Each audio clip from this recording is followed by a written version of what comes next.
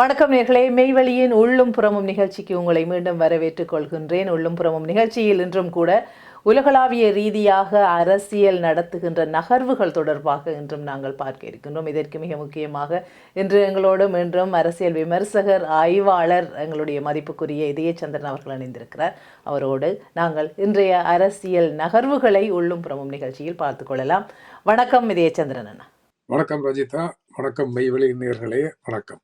மிக நல்லது, மிக நன்றி மீண்டும் எங்களோடு இணைந்து கொள்வதற்கு. தொடர்ச்சியாக உலகியல் தொடர்பான அரசியல் நகர்வுகளை மிக உன்னிப்பாக நீங்கள் அவதானித்துக் கொண்டிருக்கிறீர்கள். அந்த வகையில் மிக முக்கியமாக உலகத்தினுடைய பூகோளத்தினுடைய மாற்றங்கள், நகர்வுகளில் பலவிதமான செயல்கள், பலர்களுடைய மீள் வருகைகள், அரசியல் தளத்தில் வருகைகள், நவீன தளத்தில் வருகைகள், பலவிதமான மாற்றங்களை நகர்த்தக்கூடியதான எதிர்வு கூறல்கள் பல அரசியல் அவதானிகளால் முன்வைக்கப்படுகின்றன. இந்த வகையில் ஜனவரி மாதம் 20 மீண்டும் அமெரிக்க ஜனாதிபதியாக பதவியேற்றுக்கொண்ட டொனால்ட் ட்ரம்ப் அவர்களுடைய வருகையை உலகம் அதனுடைய புதிய நவீன அரசியலில் ஒரு முக்கியமான தருணமாக உலகம் பார்க்கின்றது என்று சொல்லப்படுகிறது.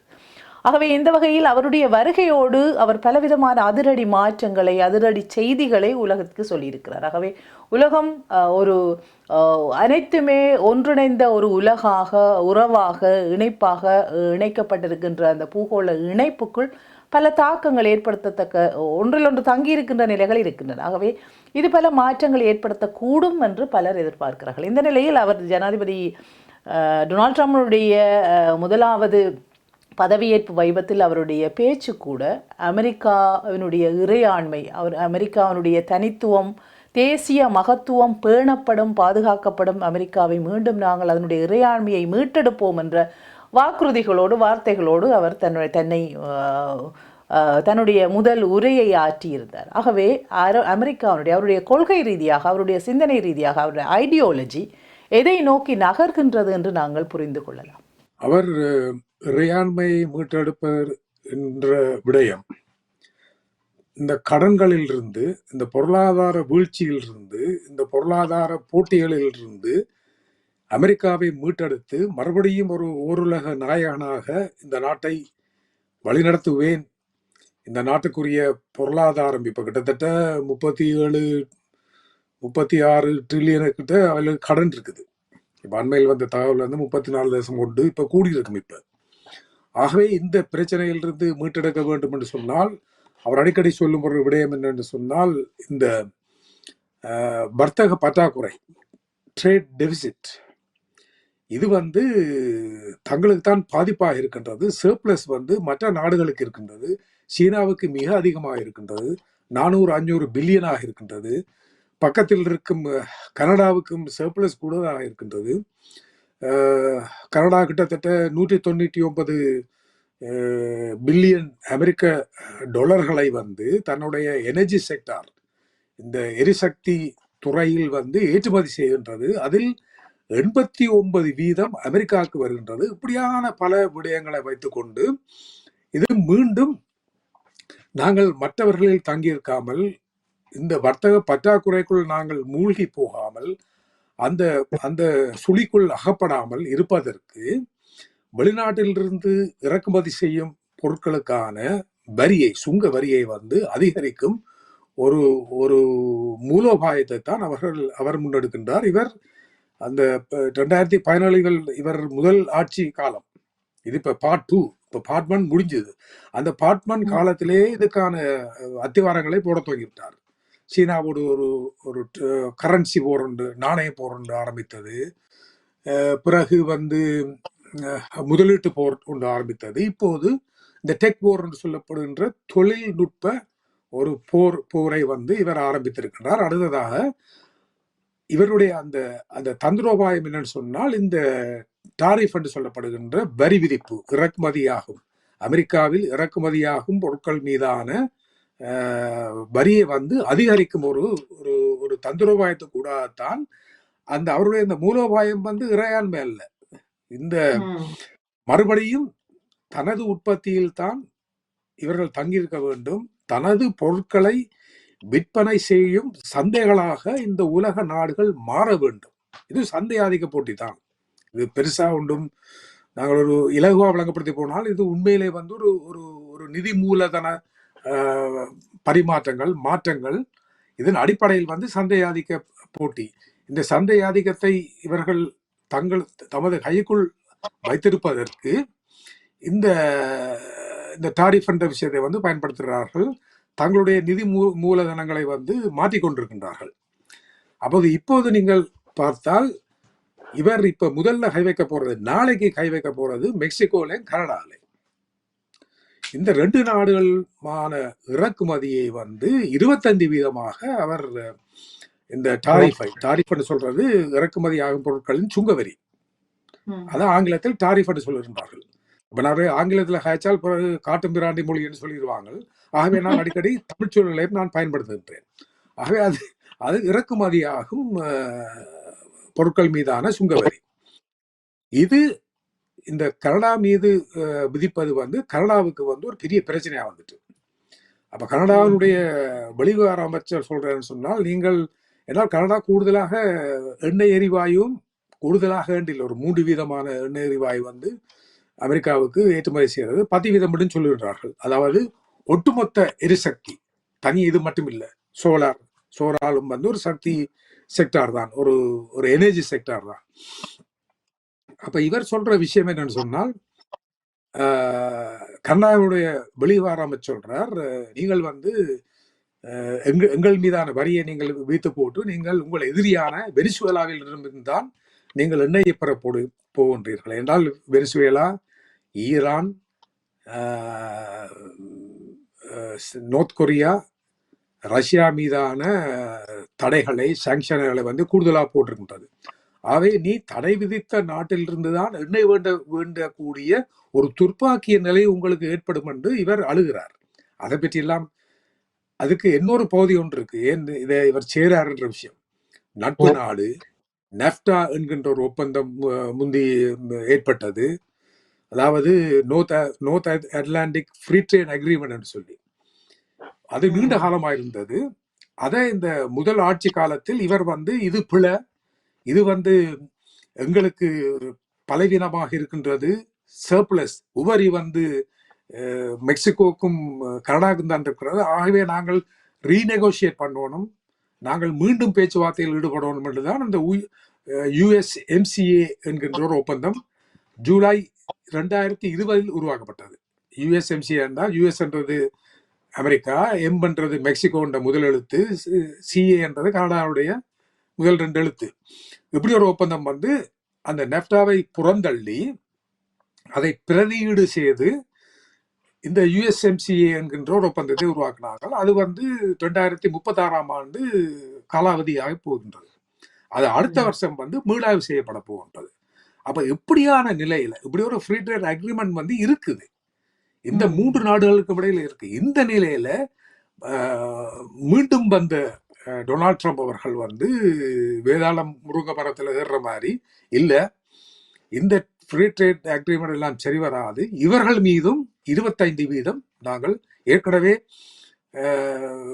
25% சீனாவிலிருந்து மேலதிகமாக ஒரு 10% போட்டிருக்கிறார்கள். இவர்கள் மீது போட்டோம்னா தன்னுடைய நட்பு சக்திகள், இந்த நேட்டோவில் இருக்கும் நாடுகள், G7 இருக்கும் நாடுகள் தான் இந்த நாடுதான் இந்த கனடான்றது. அப்ப நட்பு சக்திகள் மீதும் அவர் போடும்போது அந்த அமெரிக்க மக்களுக்கும் இந்த நட்பு சக்திகளுக்கும் அவர் சொல்லும் ஒரு காரணம் என்னன்னு சொன்னால், என்னுடைய வர்த்தக பற்றாக்குறை கூடவா இருக்கின்றது, இதை நான் குறைக்க வேண்டும், ஆகவே இதை நான் குறைக்க வேண்டும், எனது உற்பத்திகளை நாங்கள் கூட்ட வேண்டும் என்று சொன்னால், வெளியிலிருந்து இறக்குமதி செய்யும் பொருட்கள் மீதான வரியை கூட்டினால் எங்களுடைய உற்பத்தியை வந்து நான் அதிகரிக்கலாம். ஆனால் மறுபலமாக பார்க்க போனால் இறக்குமதியாகும் பொருட்கள் மீது வரி விதித்தால் அந்த வரி சுமை வந்து மக்கள் மீது தான் செல்லும். அதே நேரத்துல வந்து இன்ஃபிளேஷன் சொல்லப்படுற, அடிக்கடி பேசுவாங்கல்ல பணவீக்கம் என்ற விஷயம், இந்த பணவீக்கம் வந்து கூடக்கூடிய ஒரு இது இருக்கின்றது. அவர் அதை பற்றி கவலைப்படவே இல்லை. அவர் முற்றுமுழுதாக வந்து அந்த சீனா இப்போது இருப்பது போன்று இந்த எல்லா துறைகளிலும், சேவைத்துறையா இருந்தான, விஞ்ஞான தொழில்நுட்ப துறையா இருந்தான எல்லா துறைகளையும் வந்து நான் திரும்பவும் கட்டியெழுப்ப வேண்டும், திரும்பவும் நான் ஒரு முதல் தரமான கதாநாயகனாக மாற வேண்டும். உலக நாயகன் என்று சொல்லுவோம் தானே, நாங்க ஒரு நடிகரைத்தான் சொல்லுவோம் உலக நாயகன். உண்மையில உலக நாயகன் வந்து அமெரிக்கா தான். அமெரிக்கா உலக நாயகனாக தன்னை நிமிர்த்த வேண்டும் என்பதற்கான அந்த பல திட்டங்களை அல்லது ஸ்ட்ராட்டஜியை வழிவகுத்து கொண்டிருக்கின்றது என்று பார்க்கலாம். ஆகவே இப்போ நாங்கள் வர்த்தக ரீதியான ஆதிக்கத்தை அமெரிக்கா தன்னகப்படுத்த வேண்டும் என்பதற்கான முனைப்போடு டொனால்ட் ட்ரம்ப் பல திட்டங்களை வழிவகுத்து அதை நோக்கி நகர்கின்றார். அதற்கான பல எதிர்வு தாக்கங்களையும் அவர் சந்திக்க வேண்டிய நிலை ஏற்படும் என்று உங்களுடைய இதிலிருந்து புரிந்து கொள்ள இருக்கின்றது. இதன் இடத்தில் மிக முக்கியமாக இன்னும் ஒன்று, இப்போ உலக WHO மற்றும் கிளைமேட் சேஞ்ச் என்ற பாரிஸ் ஒப்பந்தத்தில் இருந்தும் அவர் உடனடியாக விலகுவதாக சொல்லியிருக்கார். இது மிக முக்கியமான. உலக நாடுகள் அத்தனையுமே இணைந்து சுகாதார ரீதியாக அனைத்து உலக மக்களுடைய சுகாதார ரீதியான பாதுகாப்புக்கும் அதே வேளையில் மிகவும் ஆபத்தாக எதிர்நோக்கி இருக்கின்ற இந்த காலநிலை மாற்றங்களையும் எதிர்கொள்வதற்கு அனைவருமே ஒத்துழைக்கின்ற நிலையில் தான் இந்த ஒப்பந்தங்களும் அந்த WHO திட்டங்களும் இருந்தது. அதற்கு மிக முக்கியமான பங்களிப்பு அமெரிக்காவுடையதாக இருந்தது. அவர் உடனடியாக தான் வந்தவுடனே இது ரெண்டிலையும் இருந்து விலகுவதாக அறிவித்திருக்கிறார். இது தொடர்பான ரியாக்ஷன் அல்லது இது தொடர்பான எதிர்த்தாக்கங்கள் WHO சரி அல்லது உலக நாடுகள் ஏனைய நாடுகளுடைய எதிர்வு கூறல் அல்லது எதிர்வினையாற்றுதல் எப்படியாக இருக்கிறது, எப்படியான தாக்கங்களை செலுத்த போகின்றது, அவர் ஏன் அப்படியான தீர்மானத்துக்கு அங்கே வந்திருக்கின்றார்? இவர் இன்று அல்ல, இவர் நீண்ட காலமாக இந்த பிரச்சனை அடிப்படை வந்து தங்களுடைய பொருளாதாரத்தை இந்த வர்த்தக பற்றாக்குறையை குறைக்க வேண்டும் என்கின்ற விடயம், தமது நாட்டிலிருந்து வெளியேறும் பணத்தை, அதாவது அரசு அனுப்பும் பணங்கள், அதாவது சில நாடுகளுக்கு வந்து கிராண்ட் வழங்குவார்கள், உதவி செய்வார்கள், வறுமைப்பட்ட நாடுகளுக்கு, பாதிக்கப்பட்ட நாடுகளுக்கு அந்த உதவி தொகைகளை கூட குறைக்க வேண்டும். அதாவது தங்களுடைய பாக்கெட்லேருந்து வெளியில போற காசுகளை வந்து குறைக்க வேண்டும். தேவையற்ற செலவுகள் தான் அவருடைய பார்வை. அப்போ உதாரணமாக நீங்கள் பார்த்தா மனித உரிமை பேரவையிலிருந்து வெளியிருந்தார்கள். ஐநா சபைக்கு நாங்கள்லாம் கூடுதலான அந்த ஐநா சபை இயங்குவதற்கு நாங்கள்லாம் கூடுதலான பணத்தை கொடுக்கின்றோம், ஆகவே எல்லாரும் இதில் கண்ட்ரிபியூட் பண்ணணும் என்று ஒரு பிரச்சனை கொண்டு வந்தார். நான் தரமாட்டேன் என்ற விஷயத்தை சொன்னார்.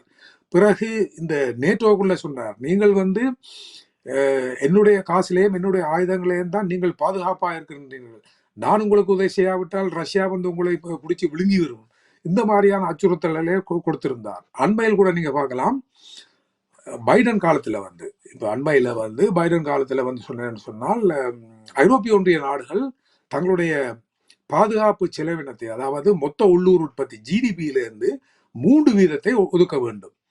ஆனால் எல்லாமே பணக்கார நாடு அல்ல, ஒரு 4-5 நாடுகளை தான் ஓரளவு சஸ்டெயின் பண்ணக்கூடிய நாடுகள். மற்றது ஈஸ்டர்ன் யூரோப்பியன் நாடுகள் எல்லாம் மிக கஷ்டப்பட்டு பஞ்சத்தில் அடிபட்டு வந்த நாடுகள் எல்லாம். அது ஜிடிபியில 3% செலவிட்டாலே கஷ்டமா இருக்கும்.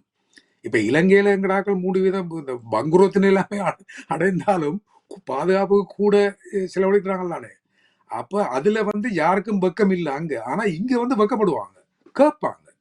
இப்படி நாங்களும் ஒரு மோசமான நிலையில இருக்கிறோம், எங்களோட பணவீக்கம் மோசமா போய் கொண்டிருக்குது, எங்களுடைய திரைசேரியில வந்து வெளிநாட்டு நாணய கையிருப்பு இல்லை சென்ட்ரல் பேங்க்ல, இப்படியான நிலையில நாங்கள் எப்படி 3% கூட்டுறது என்ற விஷயத்த. ஆனா இந்த மனுஷன் வந்து சொல்லி போட்டு 5% கூட்டணும். பாதுகாப்பு செலவை உங்களோட ஜிடிபில இருந்து 5% ஆக்கணும். அதுக்கு ஒரு நாடு ஓமன்னு சொல்லிட்டு, அது சொன்ன நாடு என்றால் லித்துவேனியா. அது அந்த ரஷ்யா போர்டர்ல இருக்கிறது, எஸ்டோனியா, லித்துவேனியா, இந்த நாடுகள். அப்ப இவர் இப்படியான விஷயங்கள்ல, மற்றது நேட்டோவுக்கும் நான் காசு பெரிய அளவில் நான் வந்து தர தயாரில்லை, நீங்கள் தருவோம் பண்ற விஷயம். பிறகு வந்து இந்த ஃப்ரீ ட்ரேட் அக்ரிமெண்ட் செய்த விஷயங்கள் எல்லாத்தையும் அவர் தவிர்க்கிறார்.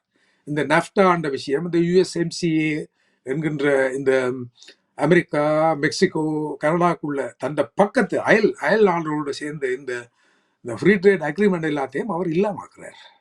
அது அந்த அக்ரிமெண்ட், அந்த ஒப்பந்தம் இருக்கும் போதே 25% வரியை விதிக்கிறார்.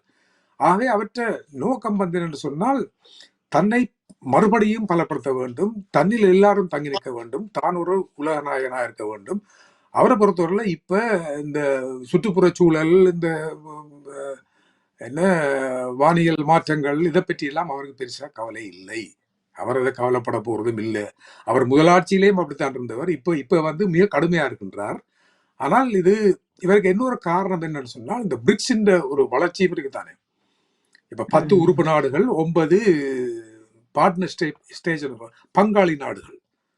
ஒன்று உறுப்புரிமை பெற்ற நாடுகள், மற்றது 9 பங்காளி நாடுகள். அது இன்னும் கூட போகுது, 23 போகுது, 50 போகின்றது. அது நேட்டோவை விட கூடுதலான 31 நாடுகள், 32 நாடுகள். இப்ப அது 32 நாடுகளை விட கூடுதலான நாடுகள் பிரிக்ஸுக்குள்ள வரப்போகுது.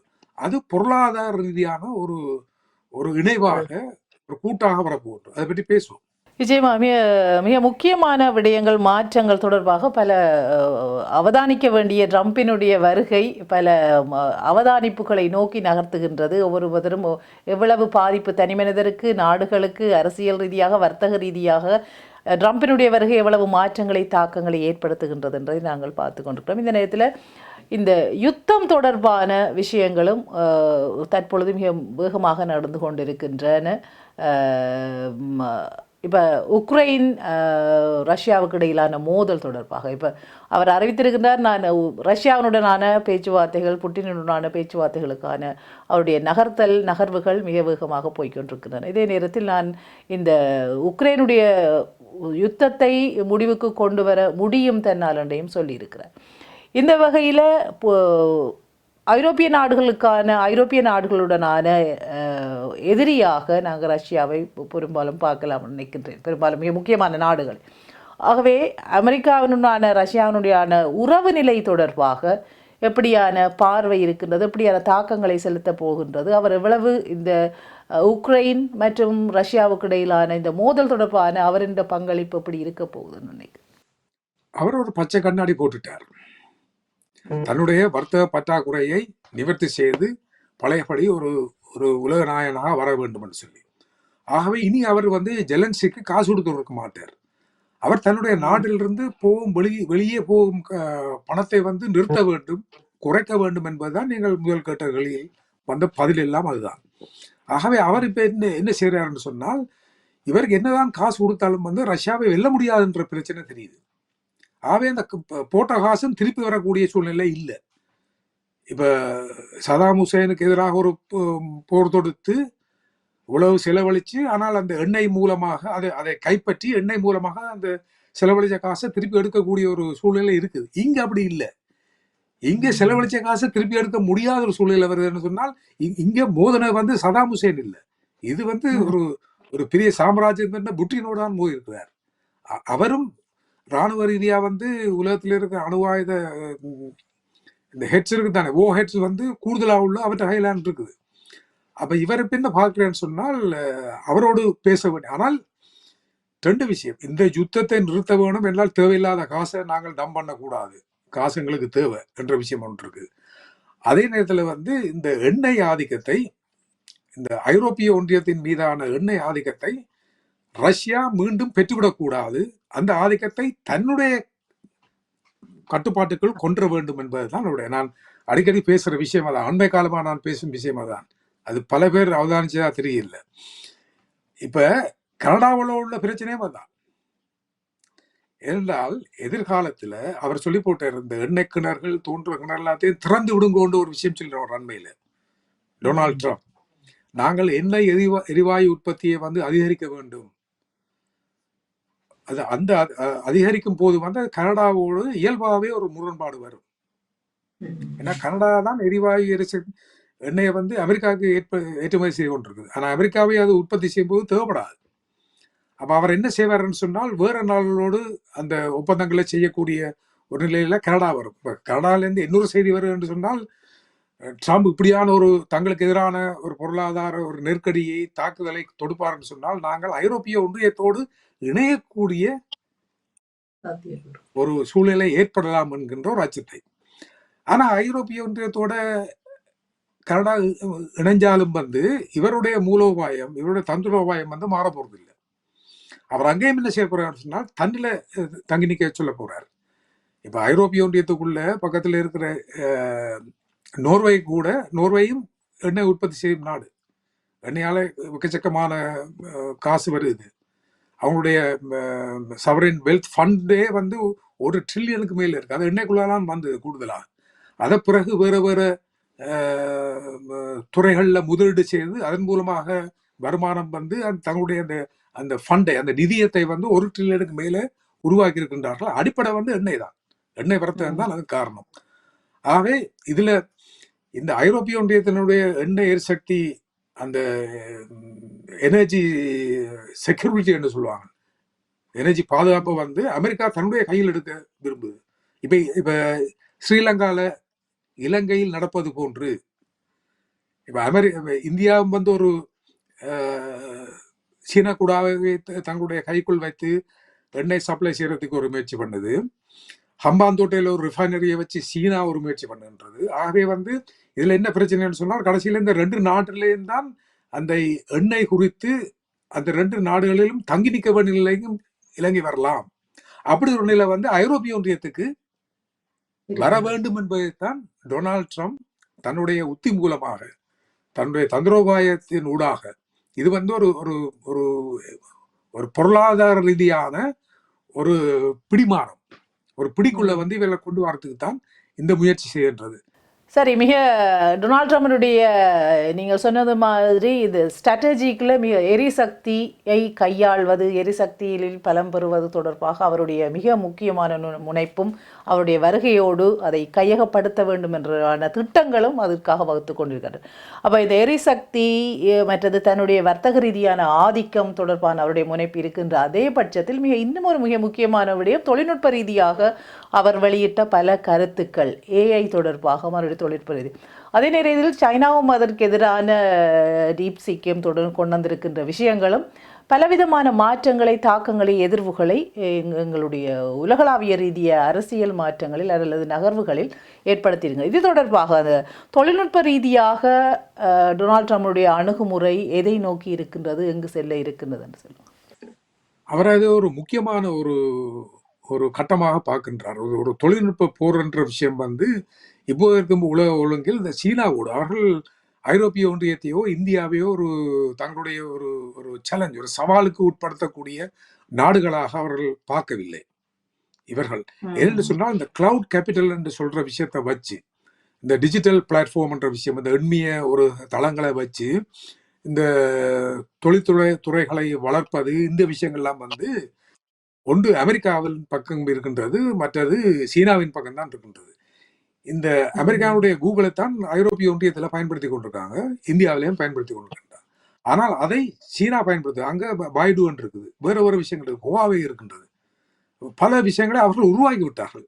இவர்கள் இந்த ஐரோப்பிய ஒன்றிய நாடுகள் வந்து அமெரிக்காவுடைய தொழில்நுட்பங்கள் தான் செயலிகளைத்தான் அவர்கள் பயன்படுத்தி கொண்டிருக்கின்றார்கள். அவர் அந்த பதவி பிரமாணம் செய்த அந்த கடத்தல் நீங்க பாத்தீங்கன்னா அவரை சுத்தி வர வந்து ஒரு 7-8 தலைகள் நின்றது. தலைன்னு சொல்லக்குள்ள மனுஷர்கள்ல அந்த பெருந்தலைகள், பெரும் வணிக நிறுவனங்களின் தலைவர்கள் நின்றார்கள். இப்ப கூகுள் சுந்தர் பிச்சை நின்றார், அவர் ஒரு இந்தியன் தமிழன். அதுதான் மைக்ரோசாப்ட் ஒரு தலைவர் என்ற சிஇஓ, அவரும் ஒரு இந்தியன். இப்படி பல பல தலைகள் எல்லாம், மார்க் சுக்கர்பர்க் இருந்தார், எங்கட ஃபேஸ்புக் என்ற முகலூரின் தந்தை, அந்த இளைஞர் இருந்தார்கள். அப்ப இவர்கள் எல்லாரும் வந்து தங்களுக்கு முக்கியமான விஷயத்தையும் தான் வந்து மைக்ரோசாப்டுக்கு வந்து நான் 500 பில்லியன் அல்ல பில்லியன், 500 பில்லியன் நான் வந்து இந்த ஏஐ செயற்கை நுண்ணறிவு தொழில்நுட்பத்தினுடைய வளர்ச்சிக்காகவும் அதனுடைய பரிமாண வீச்சை அதிகரிப்பதற்காகவும் நான் அதை முதலீடு செய்ய போகின்றேன். இந்த இவர்கள் எல்லாம் இருக்கின்றார்கள். அடுத்த கட்டமாக நாங்கள் இந்த உலகத்தில் ஏஐ தொழில்நுட்பத்தில், செயற்கை நுண்ணறிவு தொழில்நுட்பத்தில் நாங்கள் தான் முதன்மையா இருக்க வேண்டும் அவர் சொல்லி முடியல. 27ஆம் தேதி ஒரு சீனா வந்து ஒரு அதிர்ச்சியை கொடுத்தது. அதான் இந்த டீப்சீக்னு சொல்றது. மறுபடியும் சொல்லுகின்றேன், அந்த டீப்சீக்கை நாங்கள் திரும்ப பயன்படுத்தால் காட்டு மிராண்டி மொழி என்று சொல்வார்கள். ஆகவே டீப்சீக்கு நான் வந்து அதை ஆள் தேடல் என்று சொல்கின்றேன். டீப் என்றது ஆழமானது, சீக் என்றது தேடல், ஆள் தேடல். இந்த ஆள் தேடல் தளம் வந்த உடனே இந்த பிரச்சனை என்னன்னு சொன்னால், இந்த NVIDIA என்கின்ற அந்த சிப்ஸ் உருவாக்குறது, இந்த செமிகண்டக்டரை உருவாக்குறது, அது H100 GPU அந்த உயர்ந்த தரம் என்று சொல்வார்கள். H800 GPU என்றது தரம் குறைந்தது. இந்த தரம் குறைந்ததான் நீங்கள் சீனாவுக்கு கொடுக்க வேண்டும். இந்த 100 எல்லாம் வந்து 100 GPU எல்லாம் வந்து நாங்கள்லாம் பயன்படுத்த வேண்டும். எங்களோட பயன்படுத்த வேண்டும், இந்த டெக்னாலஜி எங்களுக்குள்ளான் இருக்கணும் என்ற விஷயத்துல வந்து சீனா மீதான தடைகள் எல்லாம் பைடன் காலத்திலேருந்தே ஆரம்பிச்சிட்டு. அப்ப இந்த நேரத்துல அவங்க என்ன செய்தவங்கன்னு சொன்னால், இவர் கொடுத்த இந்த தரம் குறைந்த கிராஃபிக் ப்ரோசஸிங் யூனிட் தானே, இதுல ஒரு 10,000 வச்சு கொண்டுதான் இந்த டீப்சிக்கே உருவாக்கியிருக்காங்க. இது அவங்களுக்கு பெரிய சிக்கலா வந்துட்டேன்னு சொன்னால், இந்த ஓப்பன் ஏஐ வந்து சட் ஜிபிடி என்று சொல்லி ஒரு ஒன்றை உருவாக்குனது. அது நீங்க எந்த டைம் அது இருக்கு, எந்த கேள்வி கேட்டாலும் அது பாய் சொல்லும். இப்ப ஷேர் மார்க்கெட்ல எந்த இண்டிகேட்டர் பயன்படுத்தினால் அது எங்களுக்கு கூட வருவாயை தரும் என்று சொன்னால் அது சொல்லும், இப்படி செய்யுங்க அப்படி செய்யுங்கன்னு சொல்லி. ஆனால் டீப்சீக் வந்து அதை விட கூட இருக்கு, அட்வான்ஸா இருக்கு. அது ஒவ்வொரு டெக்னிக்கல் டீட்டெயில மேல கொடுக்குது. மற்றது அது ஓப்பன் சோர்ஸ். ஓப்பன் சோர்ஸ் சொன்னா எவரும் பயன்படுத்தலாம். அதுல வந்து இந்த சோர்ஸ் கோட் இருக்கு தானே, அந்த கோடை வந்து எல்லாம் ஓப்பனா விட்டுருக்காங்க. அதை நீங்கள் உங்களுக்கு ஏற்ற மாதிரி, உங்களுக்கு தேவைக்கேற்ற மாதிரி நீங்கள் மாத்தி புதிய விஷயங்களுக்குள்ள உருவாக்கலாம். அதை எப்படி தேசிய பாதுகாப்புக்கு அச்சுறுத்தலா வரும்னு எனக்கு தெரியல. ஆனால் இப்ப இன்னொரு விஷயம் நீங்க பார்க்கலாம். இப்ப இன்றைக்கு தான் நீங்கள் உங்களோட பேச முதல்ல ஒரு பேட்டி ஒன்று பார்த்தேன். அவ முன்னால் வந்து இந்த அமெரிக்காவினுடைய டெபுட்டி இந்த சைபர் கிரைம், இந்த டெக்னாலஜிக்கல் டெவலப்மெண்ட் இருக்கு தானே, இதுக்குரிய ஒரு பொறுப்பாளராக இருந்த ஒரு பெண்மணி. அவர் சொல்றான்னு சொன்னால், இது தேசிய, அவர் கேள்வி இருக்கிறார், amanpour.com சொல்லி கொஞ்சம் ஃபேமஸ் ஆனது. இது என்ன சிக்கலை தரும்னு கேட்க அவர் சொல்றான்னு சொன்னால் 3 விதமான சிக்கலை எங்களுக்கு தரும்னு சொல்லி. மிசைல் டிஃபென்ஸ், மற்றது கவுண்டர் டெரரிசம்னு சொல்லி, அதாவது பயங்கரவாதத்துக்கு எதிரான விடயங்கள், மற்றது வந்து தரவுகளை சேகரித்தல். இந்த 3 விஷயம் வந்து இந்த ஏஐக்குள்ளால செய்யப்படுகின்றது. இதில் விட்டு நாங்கள் கவனமாக இருக்கணும். என்று சொன்னால், நாங்கள் இப்போது ஜனநாயக நாடு, நாங்கள் மோதிக்கொண்டிருப்பது எதேச்சாதிகார ஓட்டோக்ராட்டிக் சீனா. ஆகவே வந்து இதன் ஊடாக வந்து தகவல்களை, ஏன்னா தகவல் இல்லாமல் வந்து ஏஐ செயல்படாது. ஆகவே இந்த தகவல்களை அவர்கள் திருடக்கூடிய ஒரு சூழ்நிலை இருக்கின்றது. மற்றது மிசைல் டிஃபென்ஸ் என்று வரைக்குள்ள வந்து சேட்டலைட்லேருந்து வார இமேஜை வச்சுக்கொண்டு எந்த இடத்துல இந்த மிசைலை வச்சிருக்கார்கள், அந்த மிசைலை இயக்கும் போது அதுக்கான இதெல்லாம் வந்து ஒரு குறிப்பிட்ட நொடிக்குள்ள வந்து இந்த ஏஐ வந்து கண்டுபிடிச்சு கொடுத்துரும். ஆகவே இது வந்து எங்களோட பாதுகாப்புக்கும் ஒரு ஆபத்தா இருக்குது. பெரிய யுத்தம் வரும்போது பாதுகாப்பு இருக்கும். அவர் சொல்ற உதாரணம் வந்து தென்சீன கடல் யுத்தத்தை பற்றி தான் கேட்கிறார். ஏன்னா இவர்களுடைய பிரச்சனை வந்து சீனாவை முடக்குவதுதான் அவர்கிட்ட பிரச்சனை. அப்ப தென்சீன கடல் யுத்தம் ஆரம்பிக்கும் போது இந்த இதை பயன்படுத்துவார்கள். எங்களுடைய மற்றது ஆளில்லாத ட்ரோன் தானே, ஆளில்லா விமானங்கள், ட்ரோன்ஸ் சொல்லுவோம். இப்ப உக்ரைன் போர்ல கூடுதலாக பயன்படுத்தப்படுது. அடுத்தது வந்து ஆள் இல்லாமல் இயக்கக்கூடிய போர்க்கப்பல் கூட இப்ப வர துவங்கிட்டு. அதுக்கு கூட இந்த ஏஐ தொழில்நுட்பத்தை இவர்கள் சேட்டலைட் மூலமாக பயன்படுத்தக்கூடிய சூழ்நிலை. அதாவது இதை வந்து நாங்கள் கட்டுப்படுத்த வேண்டும். என்னன்னு சொன்னால், எப்படி கட்டுப்படுத்துறேன்னு சொன்னால், என்ன உள்நாடுகளை வந்து ரெகுலேஷனை கொண்டு வரணும், சர்வதேச ரீதியாகவும் அந்த ரெகுலேஷனை கொண்டு வரணும் என்ற விஷயத்த, ஒரு சர்வதேச ரீதியான கட்டுப்பாடுகள், ஒரு லிமிட்டை நாங்கள் உருவாக்க வேணும். இதில் நல்ல விஷயங்களும் இருக்குது. இதால தேசிய பாதுகாப்பு ஆபத்தான விஷயம். ஆனால் இதே சீனா செய்யற ஆபத்தை வந்து இவர்களும் செய்யலாம் தானே சீனாவுக்கு. அப்ப இதுல வந்து நீங்கள் ரெகுலேஷனை வந்து சர்வதேச அளவுல வந்து கொண்டு இயலாது, நிச்சயமா கொண்டு இயலாது. அப்ப இது வந்து அடுத்த இந்த தொழில்நுட்பம் வந்து வேற ஒரு துறைக்கு வந்து மாறத்தான் போகுது. இதுல இந்த ஏஐ தொழில்நுட்பத்துல வந்து 2 விஷயத்துல இவங்க பயப்படுறாங்க. ஒரு விஷயம் வந்து தங்களுடைய தரவுகளை, டேட்டாஸை வந்து களவாடப்படும் என்கின்ற ஒரு அச்சம். அடுத்தது வந்து சொன்னால், தாங்கள் என்ன இராணுவ ரீதியான தொழில்நுட்ப ரீதியாக வந்து பாதுகாப்பாக வளர்ந்தாலும் கூட அதை கண்காணிக்கக்கூடிய ஒரு சில நொடிகளில் கண்காணிக்கக்கூடிய வல்லமையை இந்த ஏஐ தொழில்நுட்பம் கொண்டிருக்கின்றது.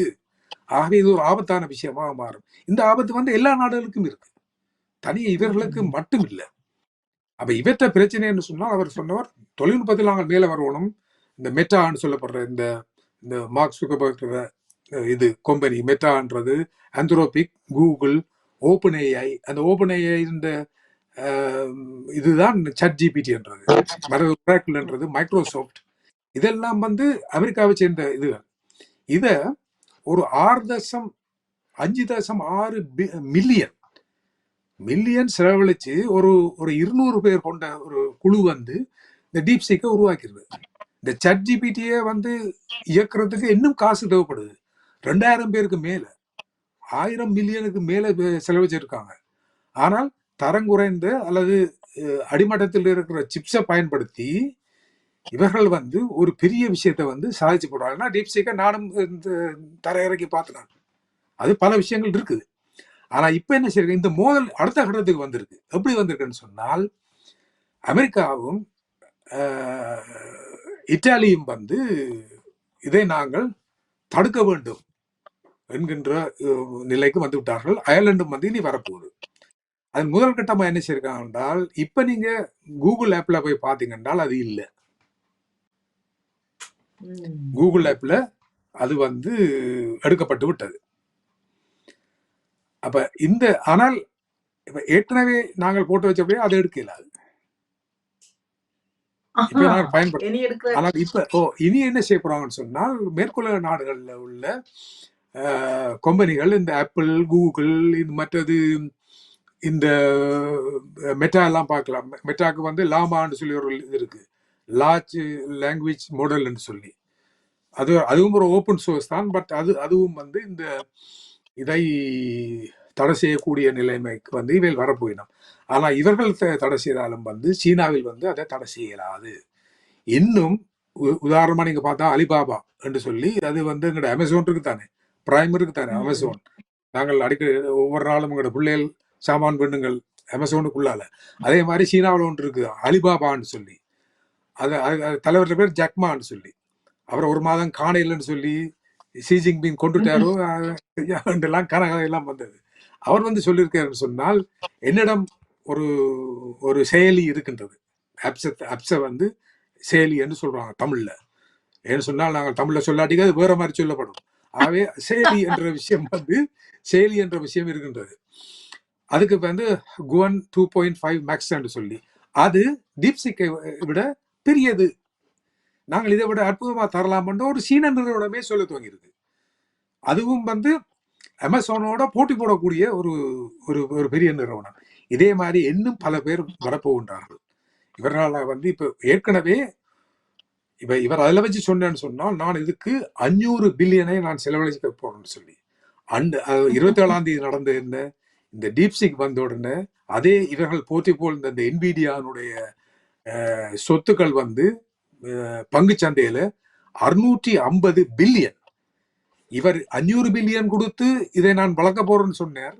அவன் ஒரு சின்ன ஒரு செயலி கூடாக 650 பில்லியனை ஒரு முக்கியமான நிறுவனம் வந்து இழந்திருக்கின்றது. கிட்டத்தட்ட இப்ப 1.25 ட்ரில்லியனை தாண்டி இருக்குது ஒட்டுமொத்தமான ஏஐ குறித்த பங்கு சந்தையில. டெய்லி வந்து அதை கீழே போய் கொண்டிருக்குது. ஆனால் இப்ப என்னன்னு சொன்னா, அந்த கீழே விழும்போது நான் பார்த்தேன். அதுல ஒரு பெரிய ஆச்சரியமான விஷயம் என்று சொன்னால், அந்த பங்கு கீழே விழும்போது அநேகமாக ஒரு 8 வீதத்துக்கு கீழே அது வீழ்ச்சி விடும்போது அதை அந்த ட்ரேடிங்கை நிப்பாட்டிடுவாங்க. வால் ஸ்ட்ரீட் வந்து நிப்பாட்டிடுவாங்க. ஆனால் நிப்பாட்ட இல்லை, இது 17 வீதத்துக்கு போகணும். மற்ற சின்ன சின்ன இது இந்த ரிலேட்டட் பங்குகள் வந்து 3 வீதம் 4 வீதம் தான் இறங்குனது. இதே நிப்பாட்ட இல்லை. இப்போ ஒருவர் கேட்ட இருந்துட்டு, இதே நிப்பாட்ட இல்லை, இது ஏன் எல்லாம் அடிக்கலன்னு. நான் சொன்ன எல்லாம் அடிச்சு 8 வீதத்துல நிப்பாட்டி இருந்தால் முழு பெரிய எல்லாம் ஒன்று அடிச்சு 2008 மாதிரி எல்லா பங்கும் கீழே விழுந்திருக்கு. அப்ப ஒன்று விழட்டும், மற்ற எல்லாத்தையும் காப்பாற்றணும். இதுவும் ஒரு உத்தி. அது பங்கு சந்தையை கூட பாக்குறாங்களுக்கு தெரியும். அது டொனால்ட் ட்ரம்புக்கு எதிராக மாறின டீப்சீக்கினுடைய பங்குச்சந்தையில் கூட பெரும் தாக்கத்தை ஏற்படுத்தி இருக்கிற ஒரு விளைவாக நாங்கள் பார்க்கலாம். ஆகவே இந்த தொழில்நுட்ப யுத்தம் என்று அவர் தொடங்கிய விஷயம் கூட அவருக்கே பல எதிர்வினைகளை ஆற்றக்கூடிய அல்லது அதற்கு எதிரான ஏஐக்கு எதிரான அதைவிட இன்னும் மேலதிகமான அட்வான்ஸான தொழில்நுட்பங்கள் உருவாகக்கூடிய சாத்தியக்கூறுகள் கூட சூழலில் இருக்கின்றது என்பதை நாங்கள் அவதானிக்கக்கூடியதாக இருக்கிறது. மிக நல்லது, மிக ஆழமான ஒரு விடயம். இப்போது தொழில்நுட்பம் தன்னுடைய தாக்கம் அனைத்துவரிலையும் இப்போ தனிப்பட்ட மனிதனுடைய வாழ்விலும் கூட அது பெரிய தாக்கங்களை ஏற்படுத்தி கொண்டிருப்பதற்கு மிகவும் ஒரு விரிவான விளக்கத்தை எங்களுக்கு தந்தீங்கள். இதே நேரம் இன்னும் ஒரு விடயம், இப்போ தொழில்நுட்பம், எரிசக்தி, தேசிய பாதுகாப்பு தொடர்பான அவருடைய அந்த லிஸ்ட் பண்ணப்பட்ட வரையறைக்கை செய்யப்பட்ட மிக முதன்மையான செயல் திட்டங்களில் ஒன்றாக அந்த மனித உரிமைகள் தொடர்பாக மனிதாபிமான செயல் திட்டங்கள் தொடர்பாக வளர்ந்த நாடுகள் அதிக கரிசனை கொண்டு பலவிதமான உதாரணமாக போலிட கோரிக்கையாளர்களுக்கான ஆதரவு, அவர்களுக்கான அனுமதி, அவர்களை உள்வாங்குதல் தொடர்பான விடயங்கள் நிறைய இருந்தன. ஆனால் டொனால்ட் ட்ரம்ப் வந்த உடனேயே இப்படி சட்டம் முறைக்கு எதிராக உள் நுழைப்பவர்களை வெளியேற்றுகின்ற அதிரடியாக வெளியேற்றுகின்ற அதிகமானவர்களை வெளியேற்றி இருக்கின்றது. அவர்களுக்கு விலங்கு போட்டே அவர்களை மெக்சிகோவுக்கு திருப்பி அனுப்பிய விடயங்களும், மெக்சிகோ அவர்களை நாடு கடத்தப்பட்டவர்களை உள்வாங்காது விடயங்களும் கூட ஒரு பரபரப்பான விஷயமாக இருந்தது. ஆகவே இந்த மனித உரிமைகள் தொடர்பாக மனிதாபிமானம் தொடர்பாக மிகவும் வளர்ந்த நாடாக அல்லது மனித உரிமைகள் தொடர்பாக ஆர்வத்தை காட்டிய நாடாக காணப்படுகின்ற அமெரிக்காவுடைய நிலைப்பாடு எப்படி இருக்க போகின்றது? அதான் நான் ஆரம்பத்தில் சொன்ன மாதிரி ஒபாமா காலத்திலே இந்த குவாண்டனாவா பே கொண்டு போய் பல வெளிநாட்டு சிறை கைதிகள், டெரரிஸ்ட் என்று சொல்லப்படுற ஆட்கள் தான் கொண்டே போட்டவங்க. இப்பையும் குவாண்டனாவா பேயை நாங்கள் மறுபடியும் திறக்க வேண்டும் என்கின்ற ஒரு கதை வருகின்றது. அவரை பொறுத்தவரையில் நான் முதல் ஆரம்பத்திலே சொன்ன மாதிரி தான் இந்த செலவுகளை குறைக்க வேண்டும். அது இந்த மனித உரிமை காப்பாற்ற வேணும், அகதிகளை காப்பாற்ற வேணும் என்ற விஷயம் எல்லாம் அவர் கருத்தில் கொள்ள மாட்டார். அவர் தன்னுடைய நாட்டினுடைய பொருளாதாரத்தை பழையபடி மீட்டெடுக்கணும் என்றதற்காக தன்னை ஒரு ஜனநாயகவாதியாக சொல்லிக்கொண்டு ஜனநாயக மறுப்புகளைத்தான் அவர் கூடுதலாக சொல்லப் போகின்றார். நாங்களும் வேறு வழி என்று கேட்கத்தான் போகின்றோம். நல்லது. ஒரு ஜனநாயக நாடாக தன்னை காட்டிக்கொண்டு ஜனநாயகத்துக்கான வழிகளை செய்கின்றோம் என்று உலகை பறை சாற்றிய அமெரிக்கா அவனுடைய போக்கில் எதேச்சைத்தனமும் அது சர்வாதிகத்திற்கான நடைமுறை சாத்தியப்பாடுகளும் இருப்பதாக டொனால்ட் ட்ரம்பினுடைய வருகைக்கு பின்பதான பல அவதானிப்புகளை உங்களை போன்ற அரசியல் அவதானிகள் எதிர்ப்பு கூறிக்கொண்டே இருக்கிறார்கள். ஆகவே பல மாற்றங்களை உலகம் எதிர்பார்த்திருக்கின்றது. அது தொழில்நுட்ப ரீதியாகலும் சரி, எரிசக்தியாகலும் சரி, தேசிய பாதுகாப்பாகலும் சரி, இப்படியான பல விடயங்களை தந்து கொண்டிருக்கிறது. மிக்க நன்றி. என்று ஒரு விரிவான டொனால்ட் ட்ரம்பினுடைய வருகைக்கு பின் ஒரு விரிவான உலக அளவிய நவீன அரசியல் மாற்றங்களுக்கான வழிகளை, எதிர்வு குரலை எங்களோடு பகிர்ந்திருங்கள். மிக்க நன்றி இதயச்சந்திரன் அண்ணா, இன்றைக்கு எங்களோடு இணைந்து கொண்டமைக்கு நன்றி. ரஜிதா, நன்றி. மெய்வழி நேயர்களே, நன்றி. நல்லது நேயர்களே, இன்றைய உள்ளும் புறமும் நிகழ்ச்சியில் உலகளாவிய ரீதியான அரசியல் நவீன மாற்றங்கள் தொடர்பாக அரசியல் அவதானி இதயச்சந்திரன் அவர்கள் எங்களோடு பகிர்ந்திருந்தார். இன்னும் பல விடயங்களோடு உங்களையும் அவரை இணைத்துக் கொள்ள நான் காத்திருக்கின்றேன். அதுவரை உங்களிடமிருந்து அன்போடு விடைபெற்றுக் கொள்கின்றேன். நன்றி, வணக்கம்.